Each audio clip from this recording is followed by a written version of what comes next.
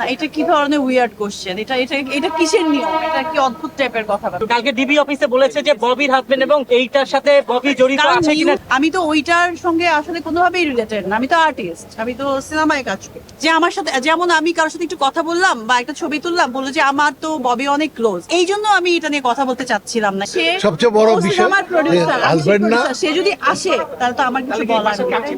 চেকের কোনো কিছু না, এটা হচ্ছে ব্র্যান্ড ওরা গিফট করছে। গিফটে সবসময় ব্র্যান্ড প্রমোটার যারা বা যারা প্রমোশনে যায় গিফটটা ওদের থ্রুতে দেয়, আর্টিস্টরা দেয়। এটা খুবই সিম্পল একটা জিনিস, এটা চেকের কোনো বিষয় না। এটা কি ধরনের উইয়ার্ড কোশ্চেন? এটা এটা এটা কিসের নিয়ম? এটা কি অদ্ভুত টাইপের কথা? না না, এখন আমাকে কেউ যদি সম্মান এজ এ আর্টিস্ট আমাকে সম্মান করে যদি চেয়ারে বসতে দেয় বা ওকে কেউ বসতে দেয়, টপ চেয়ারে বসতে দেয়, টপ চেয়ারে কোনো আর্টিস্ট গেলে আসলে সবাই চেয়ার টপ ছেড়ে চেয়ারেই বসতে পাই দেয়। আমরা যেখানে। এখন অবশ্যই না, না লিগেলি না কোনোভাবে।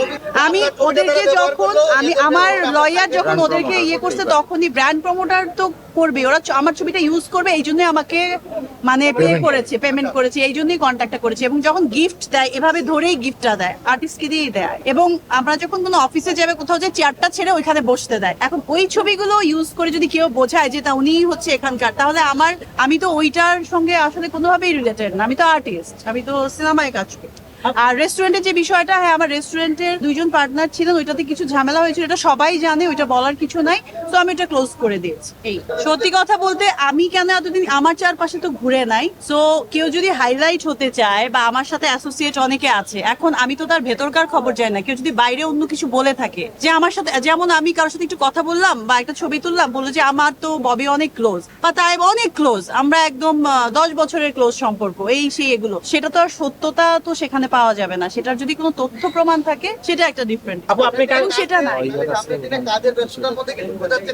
অবশ্যই এবং কেউ কেউ আছে, এটা কিন্তু আপনারা জানেন যে কেউ কেউ আছে যে ফালতু টপিক নিয়ে ভাইরাল হতে চায়। এটা আমি খুবই অপছন্দ করি, এই জন্য আমি এটা নিয়ে কথা বলতে চাচ্ছিলাম না। এবং আমার মনে হয় আমার ক্যারিয়ার জীবনে আমি কখনোই কোনো কিছু নিয়ে কাজ ছাড়া, কাজের বাইরে কখনো ভাইরাল হওয়ার চেষ্টা করি না।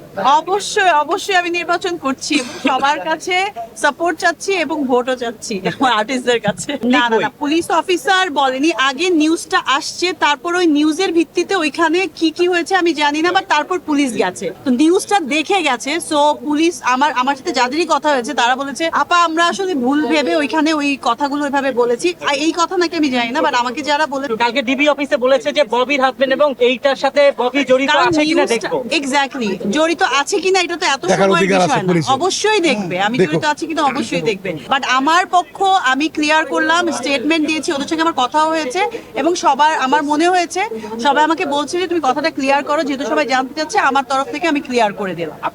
এটা সম্পূর্ণ মিথ্যা কথা। হ্যাঁ, তো আমার প্রিমিয়ার সাথে অনেকেই ছিল, যারা ববি কাজ করবে। সবচেয়ে বড় বিষয় আমার প্রোডিউসার, হাজবেন্ড না, সে যদি আসে তাহলে তো আমার কিছু বলার নেই। প্রিমিয়ার দিন অনেকেই আসতে পারে। আমিও গেছি, উনিও গেছে, তো সেও গেছে, তো তারই তো প্রোডিউসার, বউ সিনেমার প্রোডিউসার তো উনি, আংশিক প্রোডিউসার তো উনি। আচ্ছা, এখন মুন্না খানের বিষয়টা আমি বলতে চাই আমরা ওখানে না যাই, নির্বাচনে ওরা ভাইরাল কথা বলে ভাইরাল, আমি কোনো সাবজেক্ট ছিলাম না।